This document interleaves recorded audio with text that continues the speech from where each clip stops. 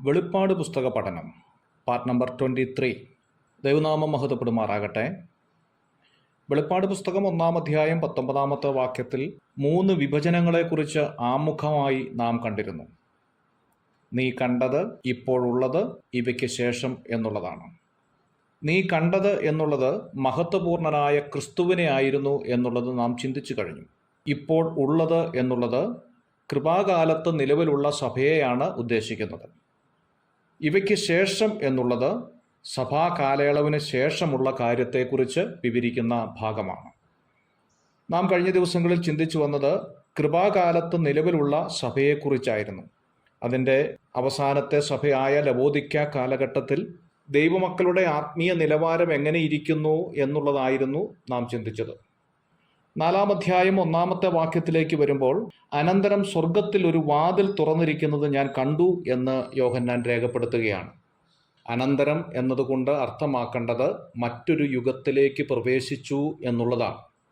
അഥവാ കൃപാകാലത്ത് നിലവിലുള്ള സഭാകാലഘട്ടം കഴിഞ്ഞ് മറ്റൊരു യുഗത്തിലേക്ക് പ്രവേശിച്ചു എന്നുള്ളതാണ്. സഭായുഗം അവസാനിച്ച് സഭയെ സ്വർഗത്തിലേക്ക് എടുക്കുന്നതും ആരാധനയുമാണ് 4-ാം അധ്യായത്തിലെ പ്രധാന വിഷയം. ഏദനിൽ ആദിമ മനുഷ്യൻ പാപം ചെയ്തപ്പോൾ തോട്ടത്തിൽ നിന്നും അവരെ പുറത്താക്കിയതായി ഉൽപ്പത്തി പുസ്തകം 3-ാം അധ്യായത്തിൽ രേഖപ്പെടുത്തുന്നുണ്ട്. 24-ാം വാക്യത്തിലേക്ക് വരുമ്പോൾ, ഇങ്ങനെ അവൻ മനുഷ്യനെ ഇറക്കിക്കളഞ്ഞു, ജീവന്റെ വൃക്ഷത്തിലേക്കുള്ള വഴി കാപ്പാൻ അവൻ ഏദൻ തോട്ടത്തിന് കിഴക്ക് കെരൂബുകളെ നിർത്തി. ഏദൻ തോട്ടം സ്വർഗത്തിൻ്റെ ഒരു നിഴലാണ് എന്ന് ചിന്തിക്കുന്നതിൽ തെറ്റില്ല. മനുഷ്യന്റെ മുമ്പാകെ സ്വർഗം അടയുന്നതിൻ്റെ ചിത്രമാണ് ഏദൻ തോട്ടം അടച്ചു എന്നതുകൊണ്ട് ഉദ്ദേശിക്കുന്നത്. മത്തായിയുടെ സുവിശേഷം 3-ാം അധ്യായം 16-ാം വാക്യത്തിൽ യേശുവിൻ്റെ സ്നാനസമയത്ത് സ്വർഗം തുറക്കുന്നതായി കാണുന്നുണ്ട്.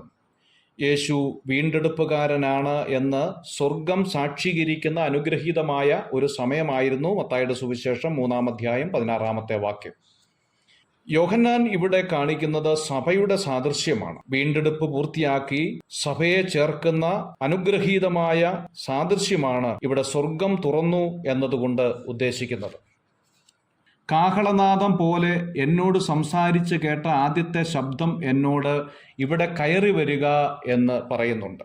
കാഹളനാദം എന്ന് പറയുമ്പോൾ കർത്താവ് സഭയെ ചേർക്കുവാനായി വരുമ്പോൾ കാഹളനാദമുള്ളതായി കാണുന്നുണ്ട്. 1 തെസ്സലോനിക്കർ 4-ാം അധ്യായം അതിൻ്റെ 16-ാമത്തെ വാക്യത്തിൽ കർത്താവ് താൻ ഗംഭീരനാദത്തോടും പ്രധാന ദൂതന്റെ ശബ്ദത്തോടും ദൈവത്തിൻ്റെ കാഹളത്തോടും സ്വർഗത്തിൽ നിന്ന് ഇറങ്ങി വരികയും ക്രിസ്തുവിൽ മരിച്ചവർ മുമ്പേ ഉയർത്തെഴുന്നേൽക്കുകയും ചെയ്യും എന്ന് രേഖപ്പെടുത്തിയിരിക്കുന്നു. കർത്താവിൻ്റെ വരവെങ്കിൽ കാഹളനാദം ഉള്ളതായി വ്യക്തമാക്കുന്ന ഒരു വേദഭാഗമാണ് ഇത്. ഇസ്രായേൽ മരുഭൂമിയിലായിരുന്നപ്പോൾ കാഹളങ്ങൾ ഊതിയതായി രേഖയുണ്ട്. സംഖ്യാപുസ്തകം 10-ാം അധ്യായത്തിൽ വിവിധ തരത്തിലുള്ള കാഹളങ്ങളെക്കുറിച്ച് രേഖപ്പെടുത്തിയിരിക്കുന്നതായി കാണുന്നുണ്ട്. ഇസ്രായേൽ ജനത്തിന് കാഹളങ്ങളുടെ ശബ്ദം അതിൻ്റെ അർത്ഥവും വ്യക്തമായിരുന്നു.